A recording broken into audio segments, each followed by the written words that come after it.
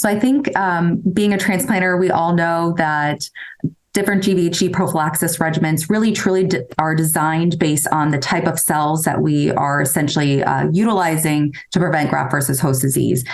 So I think, historically, kind of the game plan has been to deplete those alloreactive T cells, either ex vivoli or in vivoli, utilizing ATG and post-transplant cyclophosphamide. And certainly the integration of some additional T cell depleting agents, particularly abatacept, is very unique in that we're having that activity and limiting T cell activity.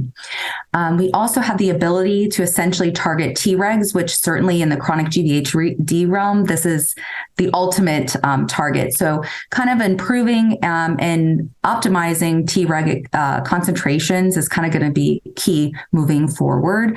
And so utilizing agents that are not calcineurin based like tacrolimus, so essentially utilizing sirolimus based therapies or integration of MMF, or again, kind of utilizing some of our novel therapies, post-transplant Cy or ruxolitinib, certainly will offer that ability to improve those regulatory T cells and kind of allow for improved immune tolerance long-term.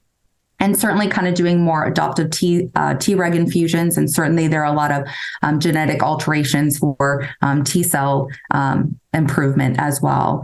And then I think, another kind of historical precedent has always been utilizing and targeting B cell therapies, including rituximab and ofatumumab, to kind of target that third phase of development of chronic GvHD.